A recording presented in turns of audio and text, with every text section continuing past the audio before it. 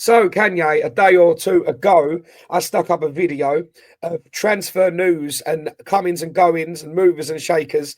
Now, the June 2025 transfer window is open, but I think you might have some new stories for us today. Yeah, Some rumours. just thought I'd show you some Oh, movers and shakers. Emerson's coming out of retirement. Emerson is coming out of retirement. So basically, let me get rid of that. Someone's trying to call. I know who that is. So basically, I've got a couple of the rumours going around about the transfers coming through. So we've already touched on Brahman Buemo going to United, but what I'm going to do, I'm going to give you the transfers, and I want to hear your opinions, good, bad, indifferent, reason why, anything like that. So the first one, I like this one personally. I think this is a good sign. It's one of the players I think Liverpool were interested in. I definitely took is say his name right, Rehan Cherke from Lyon. But if you've seen him play, he had a good game against United in that 5-4, 6-5, whatever game it was. Man City, 25 million. Thoughts on that? Yeah, they definitely need a rebuild because they fell off. I think that's a decent shout for them. They've got an aging squad, that's kind of gone through its cycle. One of the things that the best managers do is they know when it's time to let these big players and star names go and freshen it up. And I definitely think they need to freshen up. The thing about buying players from the French league is history tells us generally they translate pretty well to the Premier League. The style of play, it's not too far different.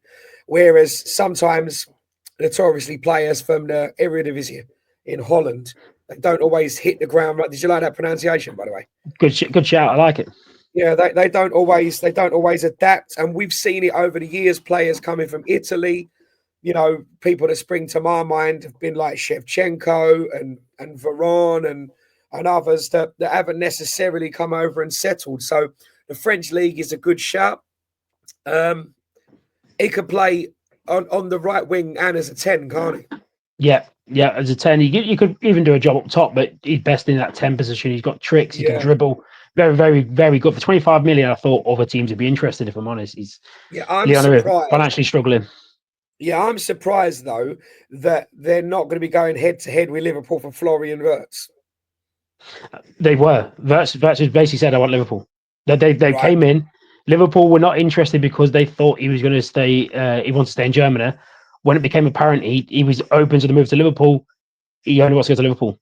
That's apparently the deal is he only wants to go to Liverpool. That's holding up his Leverkusen want a player or two. Talks of it being Harvey Elliott they're interested in. Also the rumor is they want they take Quansah instead as well because they've just lost Jonathan Tah. If they do get Quansah, the talk is they'll go for Antony to replace Wirtz. Really? Yeah. Where's Jonathan Tah gone? Because they had two good centre backs. Can't remember who the one playing next to. Who? Top Soda, his name is. Yes, that's it. Yeah, good player. Yeah. They both look good. Yeah, both they said that was a good pairing.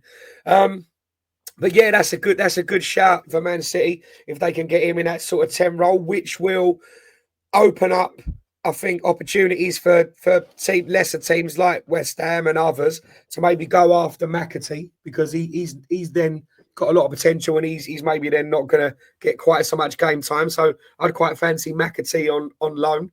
So yeah, I think that suits a lot of people all the way down the chain. That's a good shout. I like that. Good one. And then with Ten Hag being at Leverkusen, I don't know if that's just the story they're linking Antony with Ten Hag again, but what Antony's done at Betis, I mean, if I'm Antony, I'm staying in Spain. Like that's the league that works for you. I'm staying in Spain. But yeah, each to their own. Again, talking about, as we just was, about the French league translating the players coming over, much different tempo in Spain. I mean, talking about Antony, how well he's done there. Again, sorry, I'm referencing a West Ham player. We see Naif Agurd not really being able to deal with the Premier League and having a brilliant season in Spain. Yeah, so it's saucy, that, isn't it? Yeah. So even there was rumours of Real Madrid going in for him, which is crazy. So yeah, sometimes players just did ligaments again, didn't it? So that's they need a centre back. So yeah. Sticking with Spain, Barcelona have had a an approach rejected by Liverpool for Luis Diaz. I don't understand where they're getting the money from. They're supposed to be 1 billion in debt. Where are they getting the money to come and buy like an 85, 90 million pound striker or winger? I don't get it. It confuses me, that one, because predominantly he plays on the left side of a left wing, and I've not seen much of Barcelona this season, but they got Rafinha, haven't they, tearing it up, who predominantly plays on the left. He can play up top, but that kind of feels like the old, what we said in a video that we're going to be releasing later in the week, old Arsenal syndrome, collecting players in the same position, be it Saka or Ranieri or Kudus or who else we're looking at, Mbuemo. So I know players can be played in other positions in modern football. I kind of feel like they've already got that covered, unless they're playing Rafinha as an out-and-out striker, or unless they've got something different planned for Diaz. Or maybe because of Lewandowski's age, and Luis Diaz has proven he can go through the middle and be the little nip between the others. Maybe that's what they're looking at.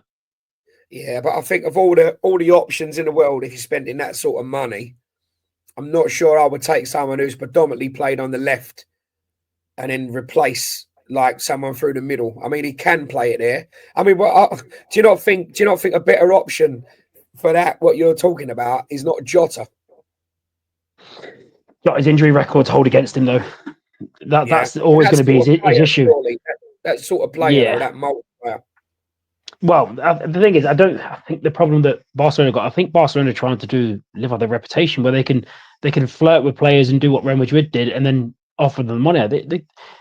To me, Barcelona as a place can compete as a draw, but financially they can't compete. They're struggling. They nearly lost Dani Olmo for free because of the issue. Yeah. They nearly lost him for free, and I think Dani Olmo is a hell of a player, really, really good.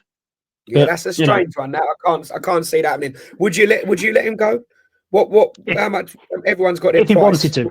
If you, to me, there's certain players at the club where I think Diaz has come in. He's still on the original contract we signed him on when we got him from Porto. He's on the same contract. He's not had a pay rise in that. Listen, if he wants to go and take the money, and obviously like South American, Barcelona and Real Madrid are always a dream for the South Americans. So if he wants to go and play for Barcelona to have that on his CV, I mean, I don't know if you know this, Diaz has won 11 titles in 14 years as a footballer. That's some going that. That. If he wants to go to Barcelona, personal things with his parents and stuff as well, didn't he? Yeah. His dad got kidnapped, and good to hear that he was safe and that. But yeah, each their own. I mean, I would probably be looking at top end, but if we wanted to go and we had a replacement in mind, 70, 75 million, it would be the sort of figure I'd be wanting if it was me. But just linger on that a minute.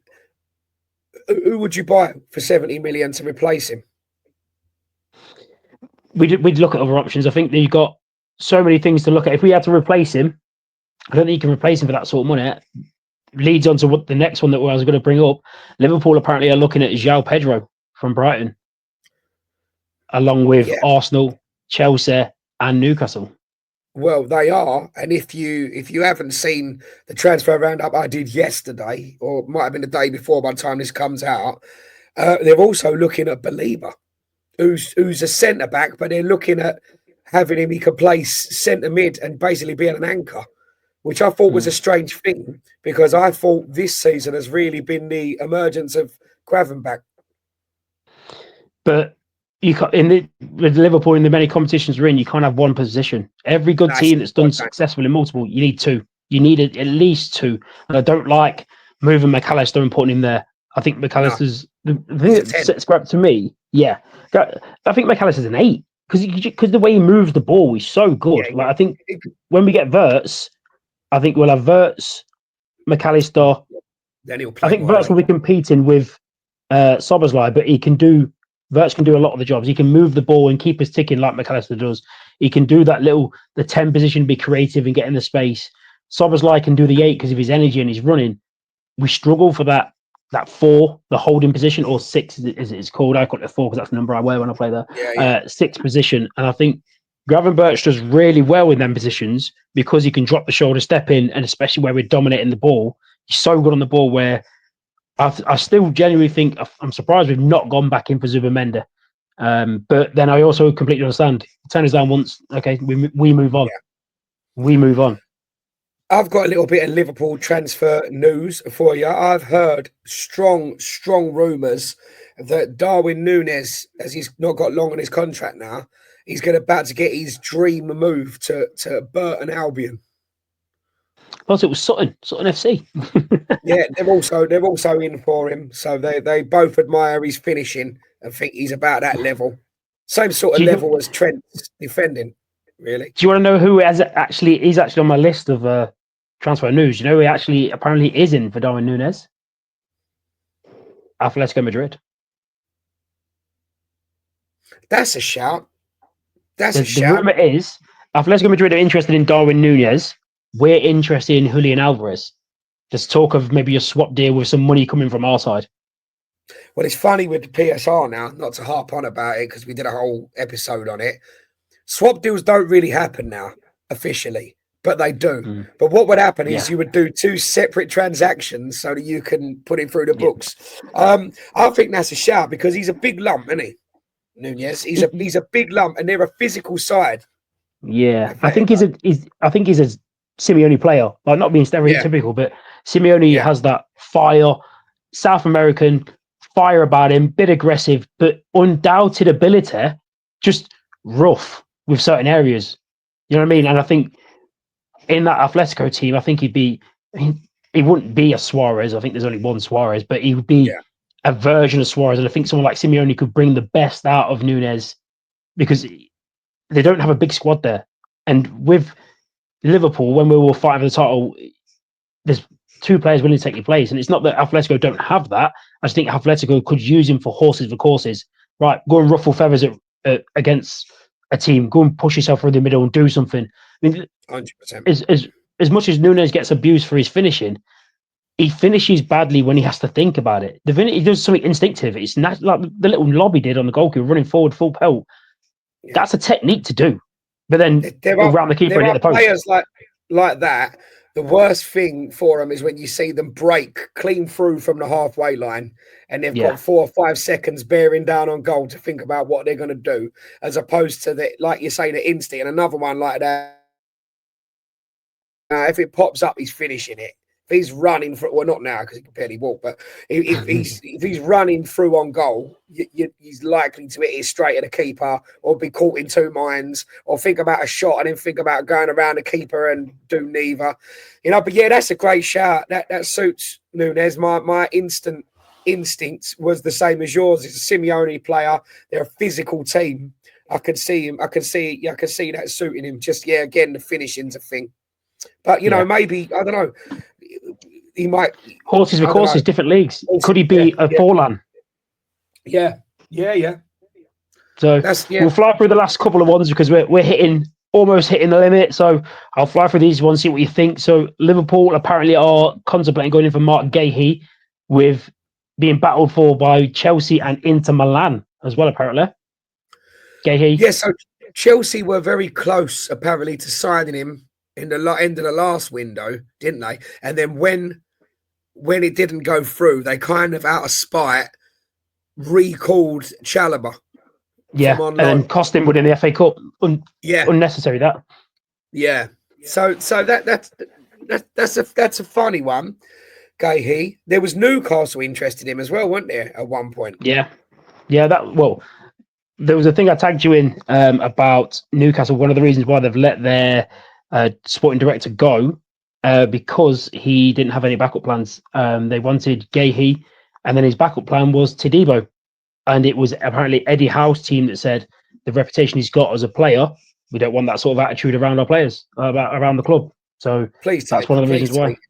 Please have him. You were spot on about him. You watched him once and you sussed him out. He's still, after a full season, can't play 90 minutes. 70 minutes, his legs are gone. He's exhausted. He needs to come off. He's later transpired. What? He's 25. He's like 24, 25 years old, and he's a centre back. He does the least running set for a goalkeeper. I know, but he hasn't even got the education for the positioning in his head to alleviate that. But apparently, he was in some horrific car accident when he was a kid, and was run over, and he's got one leg shorter than the other. So he's got this ongoing injury. But I have that. And like brittle legs and brittle fibula and all the rest of it. So, and he's a bit clamorous at times, and he's already allegedly punched the manager when Lopetegui was there. So, a bit of a troublemaker and a sulker. So, yeah, not a good signing. But yeah, coming back to the couple you were looking at. Yeah, which ones were we on? Because we've flown through a few there. Gahey to Liverpool because Konate's in his last year of his contract after this year, and there's talk of Real Madrid have offered 20 million for him. Another one we could lose for free if he doesn't want to sign a contract. So there's talk of bringing in Gahey and letting Gomez go now. Van Dijk's getting on as well. I don't know if he's a Liverpool caliber player. I could be wrong. I might be doing him a disservice. I'd rather be looking at the fellow we mentioned. What's his name? Top Soda.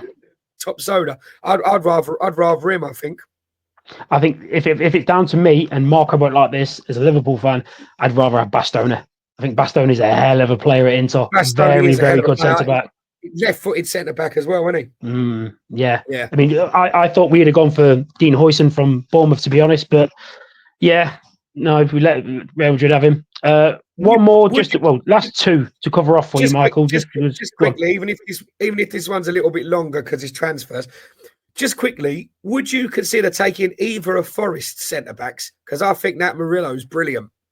I think Murillo's brilliant. Good, very good. I could see him at Liverpool. I think Murillo's really, really good. I think he's a very good player. And for his size, he's not the biggest, but he's physical, he's athletic, he's a bit of a... You know who it reminds me of? It reminds me of Michael Richards. He reminds me of Micah Richards. The way he just flies around and just straight into anything, just running through walls. He reminds me of like when Micah Richards first hit the Premiership scene and just being a bullet, just like running into people, no respect, don't care who you are, bang, run into you, bang, run into you. We spoke about him as wasted talent. I thought he was a brilliant right back. He was also played centre back brilliant. He had all the physicality. That was a bit of a waste, arguably. Yeah, it's a good shout. But yeah, I could see him. I could see him at Liverpool. Even that Milenkovic might be all right. That's a bloody good centre back pairing there at Forest. Yeah. I think they work really well together. I think looking at them, I think Milenkovic would struggle more than Murillo would without him. Yeah, I agree. Similar to the Arsenal two centre backs. Yeah, he wasn't a world beater of Fiorentina. Go on in, next one. Sorry. Alisson which is a strange one. Apparently, Alisson going to Galatasaray. That is a strange one. Whilst we're talking about goalkeepers, I cannot believe that you sold Kelleher. Not that you sold him, but you sold him for 12 million with 6 million in add-ons, potentially raising to 18.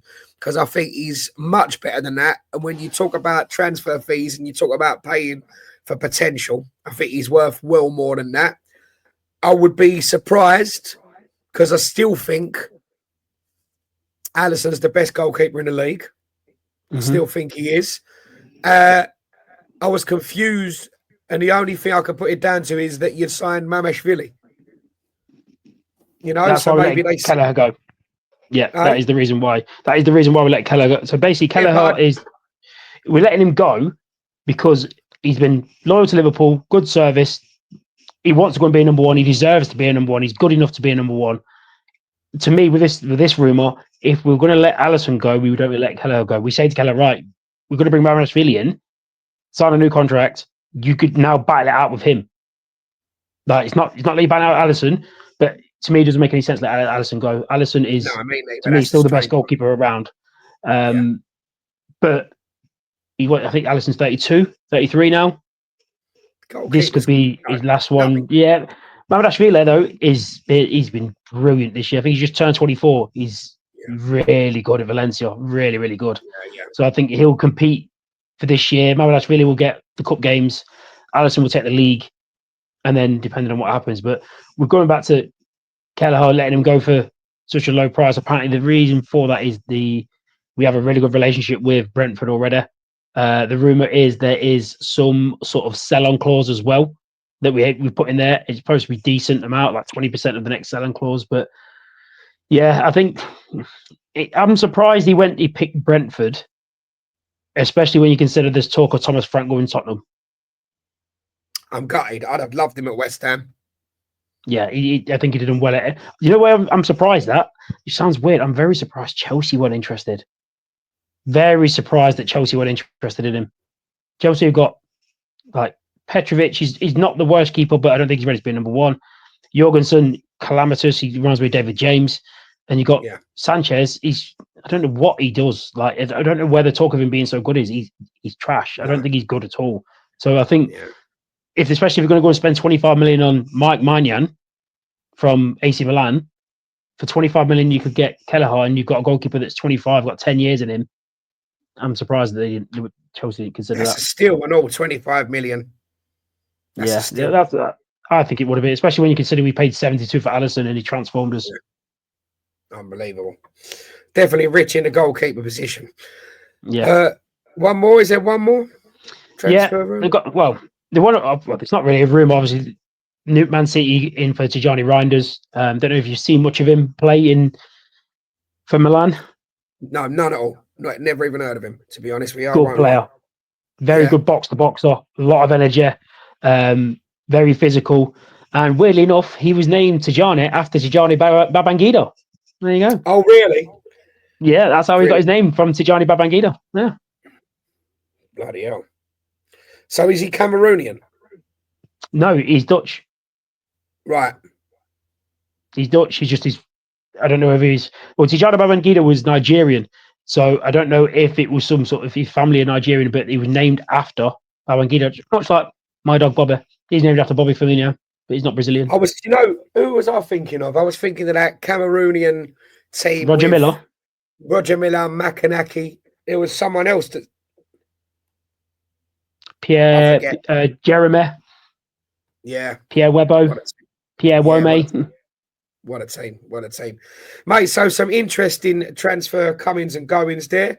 We'll try and keep you up to date with anything. Let us know in the comments below if you fancy any of those players, if they're linked to your club or not. Let us know your opinions, and like and comment as always. Anything else to leave us with? No, I'm happy with that. Let's just wait for Liverpool to get Kirkes in, the left back. Wait for us to get Verts done. Kirkes would be a great player, especially the fact that we beat Man City to him. Man City wanted him as well, and apparently, I don't know if it's something to do with Szoboszlai and them being Hungarians, some sort of link there. But no, apparently he's set his sights on Liverpool. Apparently, where did Bournemouth get him from? Alkmaar, wasn't it? AZ Alkmaar. I think he was AZ. He was definitely Dutch. West Ham played him in, I think it was the Europa League a couple of years ago, and he looked brilliant then. Yeah, hell of a player. Just physical, right, just fast. Yeah, wicked. Really good. Just before we go, I'm going to throw a question at you rather than do a whole episode. Talk to me. If you could choose and you're picking I don't want to put too many conditions in because it gives you technicalities, right? I'm going to just shoot it straight. Trent or Frimpong? What, for Liverpool?